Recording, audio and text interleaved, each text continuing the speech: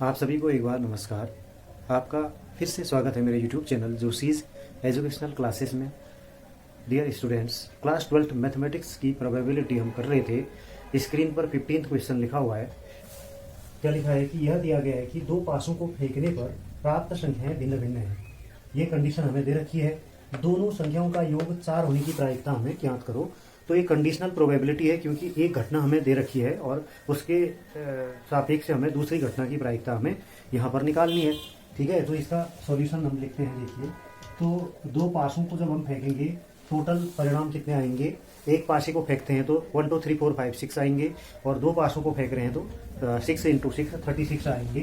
प्रतिदर्श समष्टि यहाँ पर क्या बनेगा, प्रतिदर्श समष्टि, जिसको NS लिख देते हैं। ये आ जाएगा 6 × 6 दैट इज 36। अब हमें ये दिया गया है कि पहली घटना है पासों पर संख्याएं अलग अलग हैं। ठीक है, और पहले तो समान संख्याएं क्या क्या हो सकती हैं पासों पर। ठीक है, दो पासे हैं, वो दो पासों पर समान संख्याएं कौन कौन सी होती हैं, समान संख्याएं। तो ये क्या क्या हो सकती है, देखिए 1 1 2 2 3 3 4 4 5 5 एंड 6 6। तो ये टोटल 1 2 3 4 5 6 हैं। इसका मतलब इनकी संख्या कितनी है, 6 है। तो भिन्न संख्याएं कौन होंगी, दो पासों पर भिन्न भिन्न संख्याएं। भिन्न भिन्न संख्याएं क्या क्या आएंगी या कितनी होगी उनकी संख्या। तो 36 तो टोटल थे, और उसमें से 6 समान संख्याएं घटा देंगे तो 30 ये आ जाएंगी। मान लेंगे इसको कोई एक समुच्चय। ठीक है, ए नंबर ऑफ ए समुच्चय, इसमें 30 एलिमेंट्स होंगे। ठीक है, इसके बाद संख्याओं का योग 4 होने की घटना बी है। माना बी घटना कैसी है, जिसमें अंकों का योग 4 है। तो 1, 3 हो गया, 2, भी 4 होता है, और 3, 1।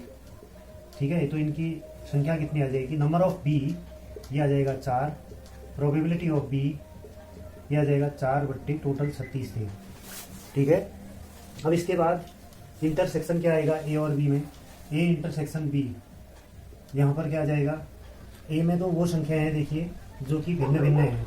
ए में कैसी संख्याएं हैं, भिन्न भिन्न है, और बी में ऐसी संख्याएं हैं भिन्न भिन्न भी हैं लेकिन समान संख्या वाला हट जाएगा। इंटरसेक्शन में ये कॉमन नहीं आएगा, तो केवल एक ही चीज़ आ पाएगी, 1, 3 हो गया और 3, 1 आ जाएगा। ठीक है, तो इनकी संख्या क्या आ जाएगी, number of A intersection B ये 2 है। तो दिस इम्प्लाइज दैट प्रोबेबिलिटी कितनी आ जाएगी, ए इंटरसेक्शन बी, इसकी प्रायिकता हो जाएगी 2 बट्टे 36। ठीक है, अब इसके बाद हमें निकालना क्या है, जो दिया गया है कंडीशन वो उसको हम नीचे लिखते हैं। तो यहाँ पर दिया क्या है, भिन्न भिन्न संख्याएं हैं। तो भिन्न भिन्न संख्याओं के लिए हमने क्या मान रखा है, ए घटना, और अंकों का योग के लिए बी घटना है, ये अंकों का योग। तो probability of B upon A कितना आ जाएगा, probability of A intersection B upon probability of A.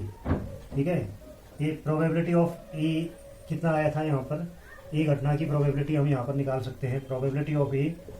तो ये में कितने हैं, टोटल 30, और समष्टि प्रतिदर्श में 36 हुई, तो 30/36 ही आ जाएगी।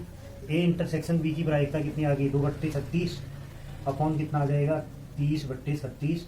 36 से 36 कैंसिल हो गया, तो 2/30, इसको कैंसिल करने के बाद 1/15 आ जाएगा। ये आंसर है। ठीक है, प्रोबेबिलिटी कंडीशनल प्रोबेबिलिटी है। हम अपॉन में उसको लिखते हैं जिस घटना के बारे में हमें कुछ दिया गया है, पहले इन्फॉर्म किया गया है। तो ये दिया गया है कि पासे पर संख्याएं अलग अलग हैं, और निकालना क्या है, अंकों का योग 4 होने की प्रायिकता। जिसको निकालना है उसको न्यूमरेटर में लिखते हैं, और जो कंडीशंस हमें दी होती हैं वो डिनोमिनेटर में लिखते हैं। तो ये आंसर आ गया 1/15। अब क्वेश्चन नंबर 16 और 17 ऑप्शनल वाले हैं। ठीक है, MCQs दिए गए हैं इसमें। तो इसमें प्रोबेबिलिटी ऑफ ए कितना दिया है, 1/2, प्रोबेबिलिटी ऑफ बी 0।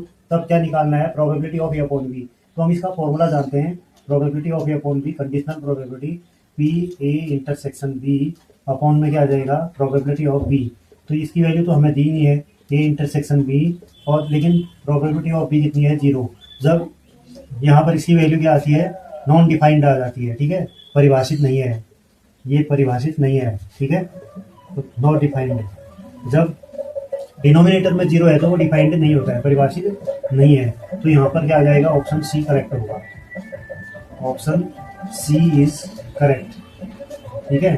अब ये दिया है, यदि ए और बी दो घटना इस प्रकार है कि probability of A upon B is equal to probability of B upon A, तो ये लेकिन ये 0 के बराबर भी नहीं है, तो तब हमें ऑप्शन बताने हैं कि कौन सा ठीक होगा। तो इसका सॉल्यूशन लिखते हैं। तो यहाँ पर आ जाएगा probability of A upon B. अभी थोड़ा ये फंक्शन चल रहा है, उसकी वजह से थोड़ा बाहर की आवाज़ आ रही है, तो आप फोकस यहाँ पर कीजिए। तो ये क्या दिया है, जो कंडीशन दी है उसमें हम फॉर्मूला लगाएंगे।